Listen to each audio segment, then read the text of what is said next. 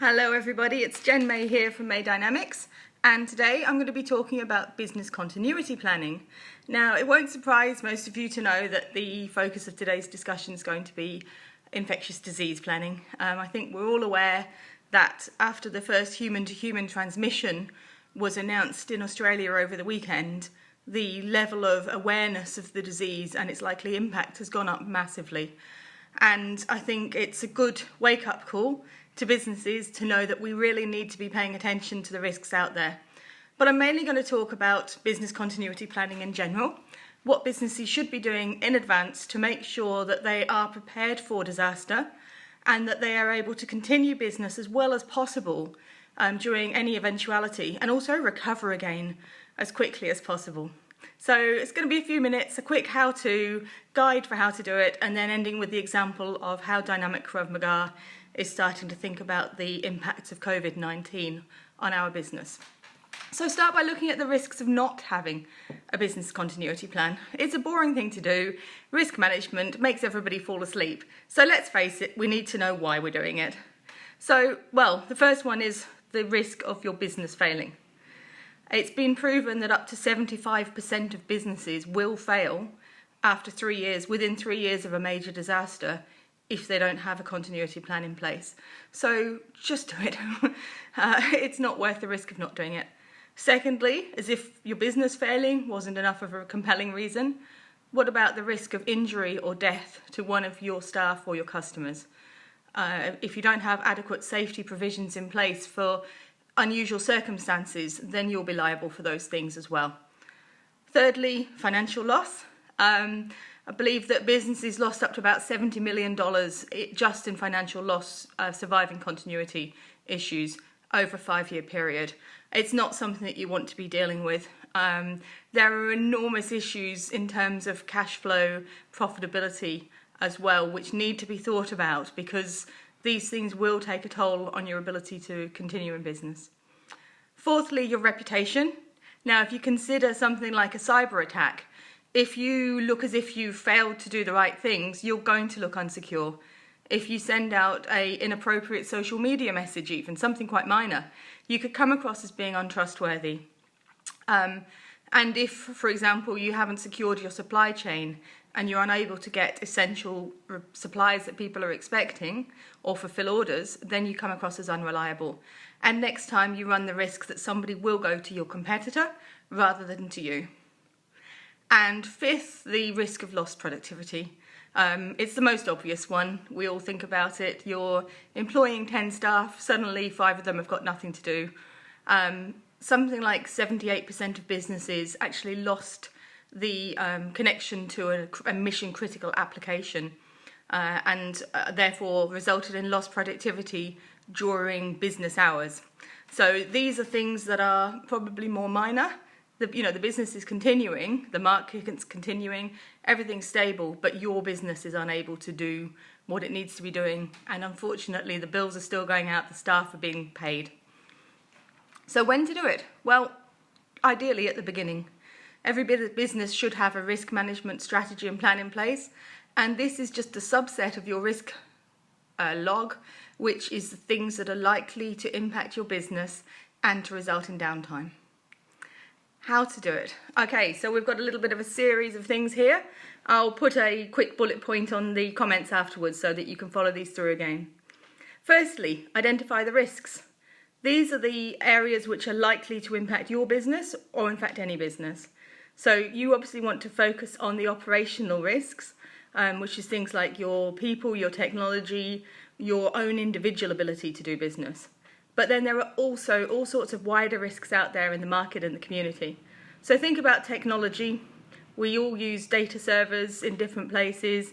There's a huge rise recently in cybercrime, cybersecurity issues, malicious events, not necessarily just cyber related, but vandalism and social unrest. There are economic risks. So what happens if the stock market falls? What happens if on your own market or industry level there's an issue? So for example, think about the strawberries with the needles in last year.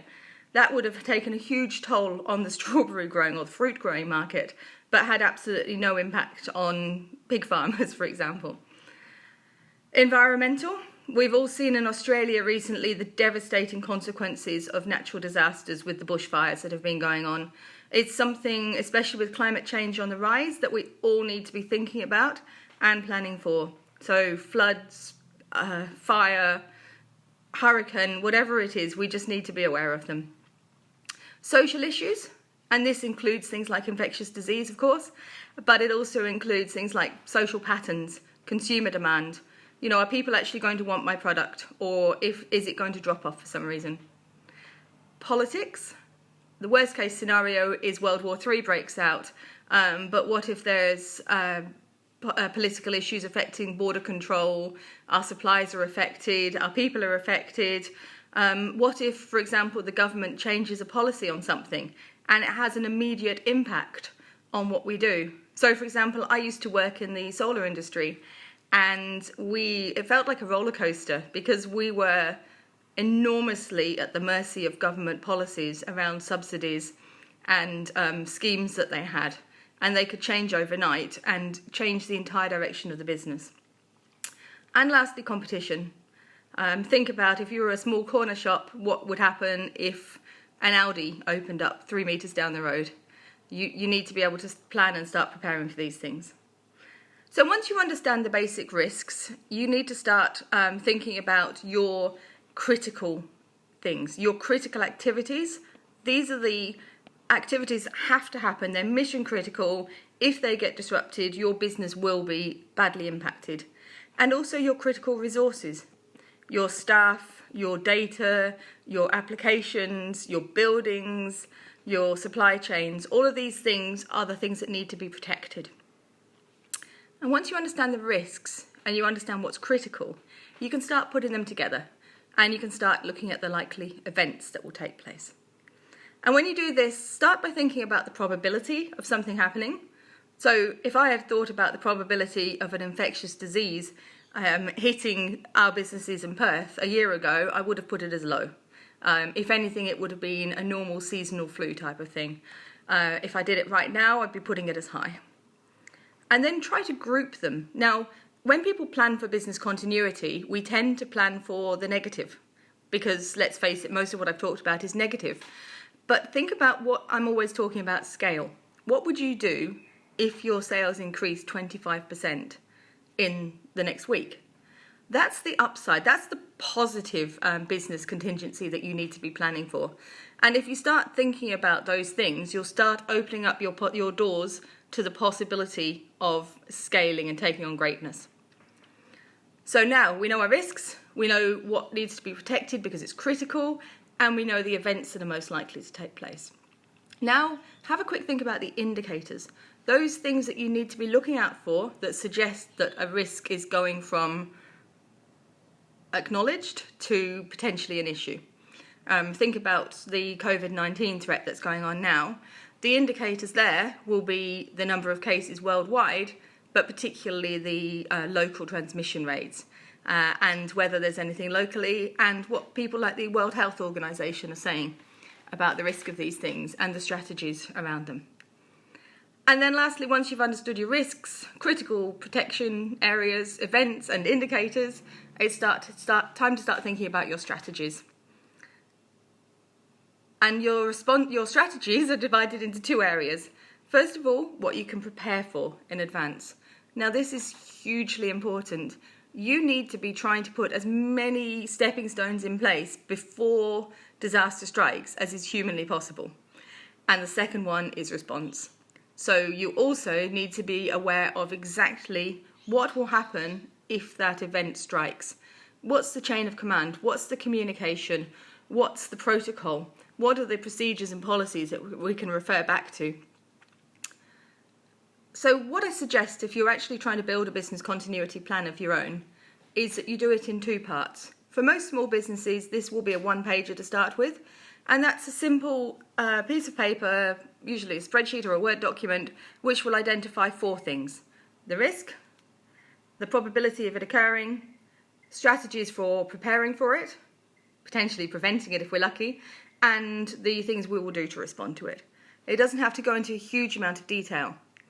If it gets to the point where we've either got the capacity to plan for it in more detail or where it seems that a risk is about to erupt, then that's the time to take the risk that's been identified as active and start going into more detail. And that's when you would start to create a one-page plan at least around each of those risks. So, for example, in this case, we might look at infectious disease. It's come from the risk log, and now we're starting to identify the scenarios, the impact of those scenarios, and again, the preparation and responses.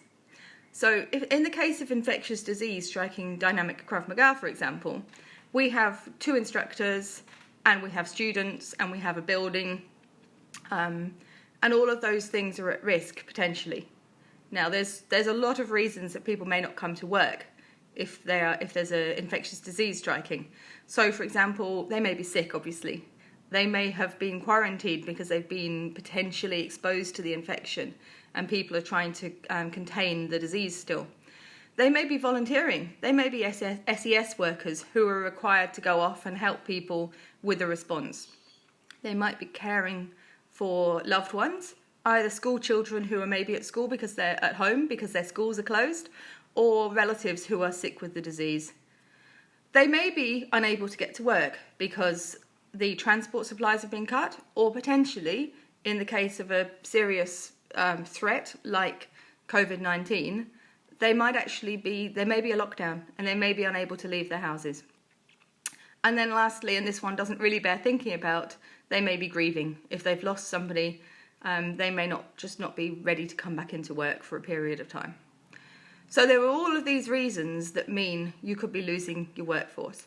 And in a normal flu season, you would plan for up to 20 to 30% of your workforce to be missing for up to 3 weeks. But it would tend to be on quite a rolling basis. In something like a major pandemic, the statistics are more like 50% of your workforce in terms of them being sick. But I think when we're looking at something like this coronavirus, COVID-19, I think given all of the reasons people may be missing, we may be looking at more than 50%. Certainly if we see anything like the lockdowns they've had in China and in northern Italy, then businesses are not going to be able to continue as usual. And we need to start putting strategies in place such as remote working, proper policies and procedures, really, really strong communication networks. So that might be mobile apps. It certainly means electronic communication of things which have maybe been hard copies up until now. It might be looking at different receiving or delivering strategies. So if you receive parcels, then how can you do that in a way which exposes less risk? In the case of something like Dynamic Krav Maga, of course, we offer classes. People come into our building, it's one big room, everybody would be exposed to the disease. So if we get to that point, we will be offering those classes via video link. And it may be that those are initially done from video in class and certain people attend in person and other people are potentially locked down at home and therefore able to have an event that they look forward to.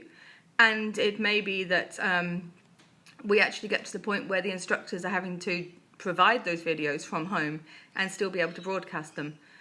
There are all sorts of things you need to think about. The list is endless. Particularly think about supply chain as well. So if there's anything which is a critical supply or resource that you will need, then it's worth thinking about ordering it in advance. It's worth thinking about alternative provisions. And remember, the good thing, as I said, about continuity and contingency planning is that sometimes it can be positive. So anybody who's got the ability to work remotely, in particular provide remote entertainment or training, will probably actually see a bit of an upturn in the next few weeks as people are unable to go about their normal business in a real life sort of sense. All right, I'm sure there is so much more that I wanted to talk about, but as ever with a Facebook Live, I've drawn a blank. So hopefully you've learned plenty about business continuity planning today. And if you have any questions, please drop us a line. Obviously, May Dynamics provides this as one of our services, and we can certainly help advise on any questions that you have. I hope that you will survive the current COVID-19 threat, and are more prepared for business continuity in the future. Thank you, everyone.